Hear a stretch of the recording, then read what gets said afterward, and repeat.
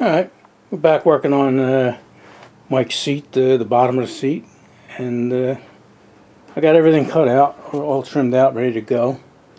There's the two sides, right side, left side, and here's the front skirt, back skirt. So these here don't get any sew foam, you know, they don't get any cushioning to them, you know, they're just side pieces and bottom pieces. But the actual cushion with the pleats in it, you have to put some sew foam on there. So I got that out in the garage, and let's go out there and we'll do that. Alright, here's the bottom, and here's where all the pleats are going to go. We got our seam allowance all marked out and stuff, and my table's not all that long, so I had to put a little extension on here to hold the end of that. But what we're going to do is we're just going to glue this real lightly, you know, it doesn't have to be that good. Just has to hold this in place. This is what they call sew foam, a 1/2 inch sew foam, because the back of it, I don't know how well you can see that, but the back of it is has a cloth on it. That way when you sew through this, it doesn't just rip through the foam. And like I say, we're using the cheapest spray adhesive that there is, just not to hold it in place, because once you put the pleats in there, you know that it holds everything together. Alright, let's spray this down and get ready to go. Alright, we'll just fold this back, and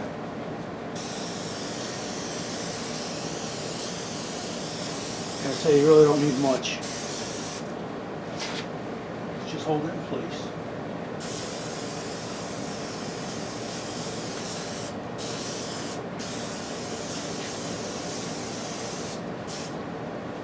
Put that tack up a little bit.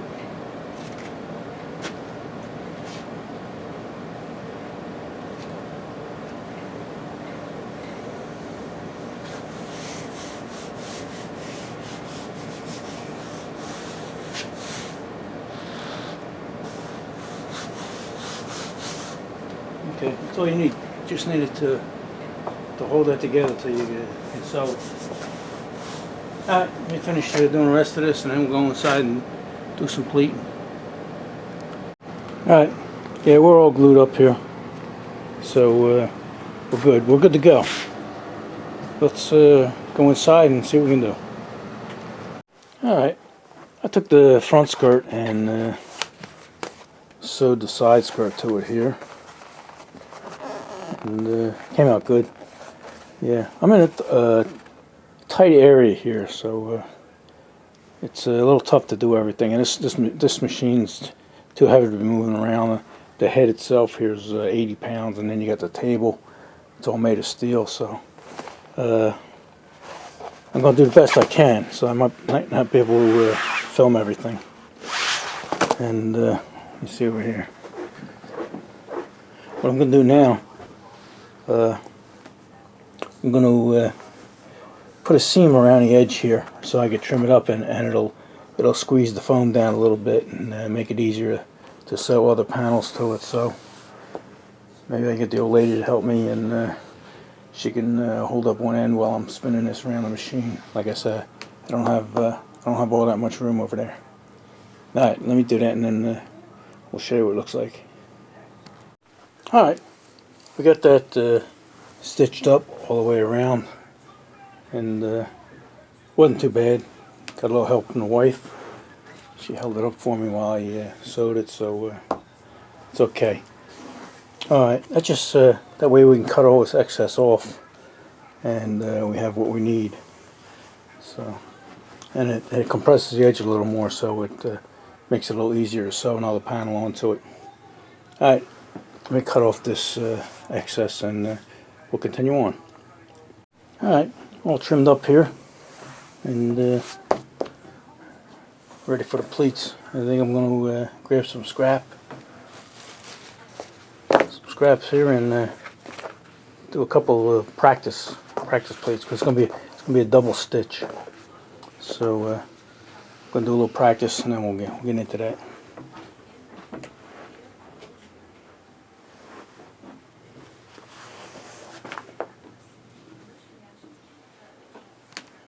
Alright, got all the pleats in. It's a double stitch pleat here. Looks pretty good, I like it. Don't worry about these wrinkles. These wrinkles will come out.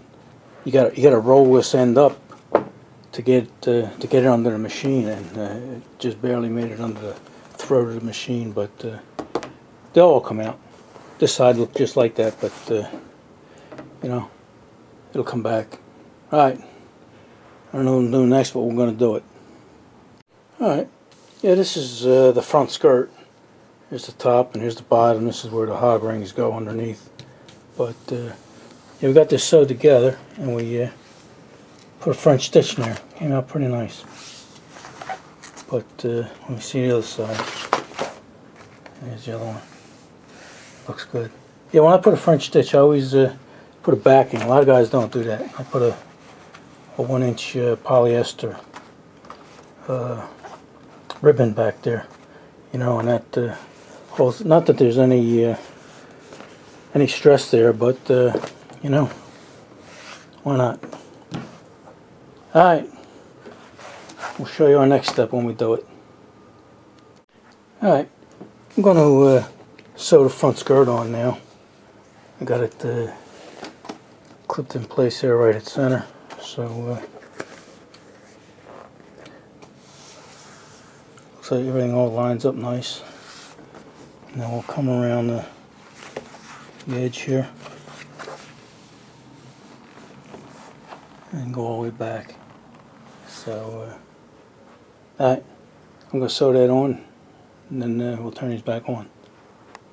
Alright, got all skirts sewed on here, and on the corner here we got a French stitch here, but on the bottom here I'm going to just go with a semi-flat felted stitch right along the bottom, and we'll see how it looks. Alright, and then we'll be ready to put it on. Alright, yeah, we're happy with the way it came out. That's pretty tough trying to shove this on that little table I have, you know. But it worked out. Yeah, I think they call that a semi-flat felted stitch. I think overseas they might call it a lap seam, but it came out good. So now what we're going to do is we're going to take this out and test fit it on the frame, and also got this listing wire, and I'm going to have to make a little sleeve on the bottom here, but I have to put it on to find out how big a sleeve, you know, how much stretch we got to put into this thing. So alright, let me go out there and maybe we'll give you a peek of it when it's on the frame, just to give you an idea what it's going to look like. Alright, see you out there in the garage. Alright, yeah, it's just sitting on a frame now, and it's not stretched on there, so it looked a little baggy and saggy, but I was pulling and tugging on it, and it should fit real nice. So we're happy with that. Alright, let me turn it over and we'll see where the listing wire's got to go. Alright, we stitched the sleeve here all the way around this whole thing, sides and everything. And what I actually did is I actually double stitched it. You know, that way I can make it tighter if I have to, you know. I think this is the edge here is where we want it, but sometimes, you know, you might want to make it tighter, so that just makes it easier for you. And it's easier to make it now and not need it than need it and have to take everything apart again. So let me throw you up on the tripod and I'll show you what I mean. Here's what I mean. This thing's going to be a little tough to put in because it's 6 foot long, but we'll get it. Alright, yeah. I want to put it in this first sleeve like this. And then you can grab the hog rings like that. But sometimes if you want to make it tighter, and you have this other one back here, that'll give you another 1/4 inch or 3/8 of an inch. And then if you have to do it on this side too, you know, that gives you you know, over a 1/2 inch, 5/8 to pull it extra tighter. So that's how that works. All right, let's put all these listing wires in, and then we'll put it on there. Maybe I'll put this on and then put the listing wires on, in case I have to, you know, bend and twist this a little bit. All right, we'll figure it out. All right, yeah, I got that listing wire in here, and here's a little cutout for the foot. And this side here had to get pulled a little further than the rest, and I actually put it in a second loop there, which came in handy. And it looks like it'll tighten everything up nice. So this is hog ring pliers, and actually this is a hog ring here for you guys that don't know. I think they get their name from, you know, the hogs. They used to stick these rings in their nose so they can lead them around or keep them from digging dirt or something. I don't know, but that's what they're called, hog ring pliers now. These are angled ones, so you can get in on an angle, and these are just straight ones. So, all right, let's try and do this here. Start in the middle.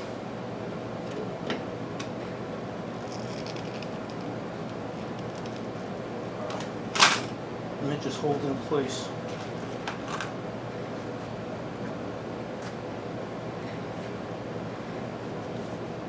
Alright, I'll probably put more of these on them, but for now we're just going to start right here.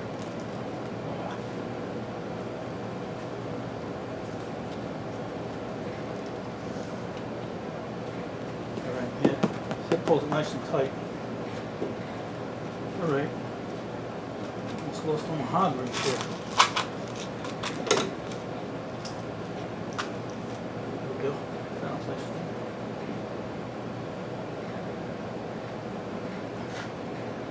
Yeah, I'll probably put like one here, one here, one here, but for now, I'm just going to go around and set it in place.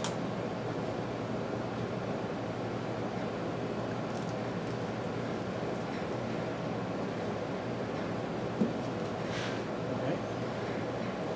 I'm way down here, you probably can't see me. Yeah, look at that, you can't even see me down there. How about here? Can you see me here? Alright. Sorry about that. Sometimes I don't look at the camera, I look at the job.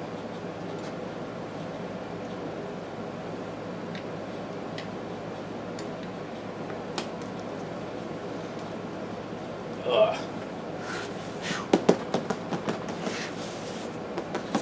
It's nice. It's nice. It's nice and tight up front here, no wrinkles. Alright, I'm going to go around and hook this one all in place, and then I'll go to the back and pull that one in place. Alright, I'll turn you back on when we get there. Alright, yeah, it worked out well. We were able to hit our marks, you know. This one here is like maybe 1/8 of an inch off, but that's fine. And everything is nice and tight and taut. Even the sides. And the back we hit our mark here, dead nuts on, so we're happy with that. Alright, let's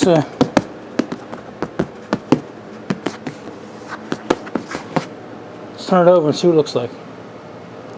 Alright, yeah, I think we're done, and I'm liking the way it looks. I think our buddy Mike will like it. He's pretty easy to please, but no wrinkles in it or anything, you know, and I didn't use any heat or steam or anything. It just worked out that way.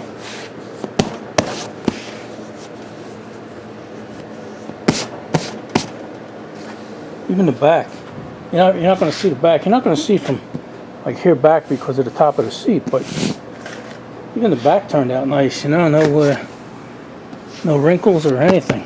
It's like a banjo trampoline. All right, we're going to call this one done. I'm not going to film doing the back because it's the same procedure. You know, unless no, I'll probably won't post this till after I finish the other one. So, alright, so what do you guys say? Enough for this? Alright, see you in the next one.